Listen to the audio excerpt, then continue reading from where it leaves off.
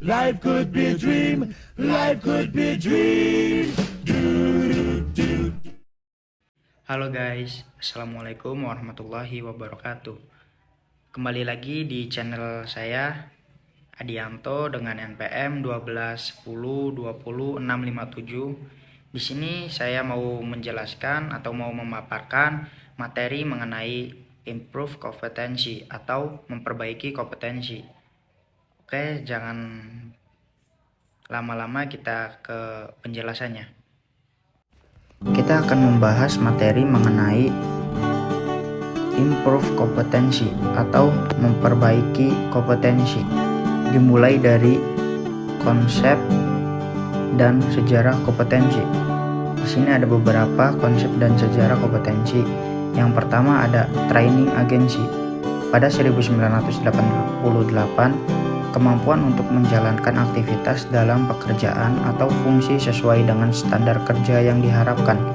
Yang kedua ada Lyle Spencer dan Sidney Spencer. Pada 1993, karakteristik dasar perilaku individu yang berhubungan dengan kriteria acuan efektif atau kinerja unggul di dalam pekerjaan atau situasi. Yang ketiga ada Michael Cleland. Pada 1993, karakteristik dasar personal yang menjadi faktor penentu sukses tidaknya seorang dalam mengerjakan suatu pekerjaan atau situasi. Yang keempat ada Michael Armstrong. Pada 1994, apa yang orang bawa pada suatu pekerjaan dalam bentuk atau tipe dan tingkat perilaku yang berbeda. Yang kelima ada praktisi MSDM, yaitu deskripsi dari karakteristik seseorang.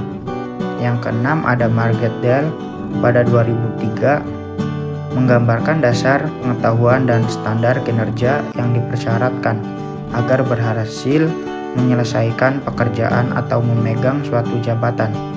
Yang ketujuh ada Encevicki dalam Margaret Dale pada 2003, kemampuan untuk menjalankan aktivitas dalam pekerjaan. Yang ke-8 ada Michael Armstrong pada 1994, kemampuan dan karakteristik yang dimiliki seorang pegawai negeri yang berupa pengetahuan, keterampilan, dan sikap perilaku diperlukan dalam tugas jabatannya, sehingga PNS tersebut melakukan tugasnya secara profesional, efektif, dan efisien. Selanjutnya ada beberapa komponen kompetensi, yaitu yang pertama motivasi. Motif menggerakkan, mengarahkan, dan menyeleksi perilaku terhadap tujuan atau kegiatan tertentu. Yang kedua ada traits, yaitu karakteristik fisik dan respon konsisten terhadap berbagai situasi atau informasi. Berikutnya ada self-concept, yaitu sikap, nilai, dan citra diri seseorang. Berikutnya ada knowledge, yaitu pengetahuan atau informasi seseorang dalam bidang spesifik tertentu. Yang terakhir ada skill, kemampuan untuk melaksanakan tugas fisik tertentu atau tugas mental tertentu. Selanjutnya ada determinan yang mempengaruhi atau membentuk kompetensi. Di sini ada beberapa determinan yang mempengaruhi dan membentuk kompetensi. Yang pertama ada kepercayaan dan nilai. Kepercayaan dan nilai seseorang terhadap suatu sangat berpengaruh terhadap sikap dan perilaku seseorang. Yang kedua ada keahlian atau keterampilan. Aspek keahlian atau keterampilan ini memegang peran penting dalam membentuk kompetensi. Yang ketiga ada pengalaman, yaitu pengalaman merupakan elemen penting dalam membentuk penguasaan kompetensi seorang terhadap tugas. Yang keempat ada karakteristik personal. Karakteristik kepribadian seseorang turut berpengaruh terhadap kompetensi seseorang. Yang kelima ada motivasi, yaitu motivasi seseorang terhadap suatu pekerjaan atau aktivitas akan berpengaruh terhadap hasil yang dicapai. Yang keenam ada isu emosional. Hambatan dan blok emosional sering membatasi pengusahaan kompetensi. Yang ketujuh atau yang terakhir ada kapasitas intelektual, yaitu kapasitas intelektual seseorang akan berpengaruh terhadap penguasaan kompetensi. Kemudian di sini terdapat beberapa tingkat perbaikan kompetensi.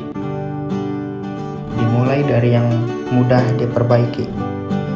Contohnya, mengembangkan orang lain, efisiensi produksi, kerja tim, keahlian teknis, orientasi pelayanan, dan mengelola kinerja. Selanjutnya, yang agak sulit diperbaiki, yaitu orientasi hasil, kualitas keputusan, pengaruh, penyelesaian konflik, pemikiran analisis, kecerdasan, dan organisasional. Selanjutnya, yang terakhir, yang sulit diperbaiki, yaitu inisiatif, inovasi, integritas, dan kejujuran, pengelolaan, tekanan, kejiwaan, pemikiran konseptualis, dan fleksibilitas. Lalu juga terdapat metode penelitian kompetensi.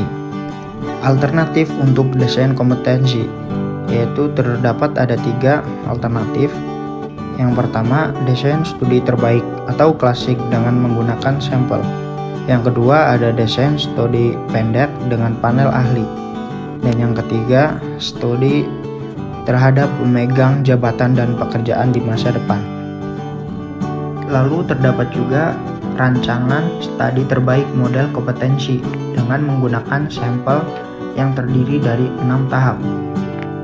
Yaitu yang pertama, menetapkan kriteria kinerja efektif. Yang kedua, mengidentifikasi kriteria sampel. Yang ketiga, mengumpulkan data. Yang keempat, analisis data dan pengembangan model kompetensi. Yang kelima, ada validasi model kompetensi. Yang keenam, mempersiapkan penerapan model kompetensi.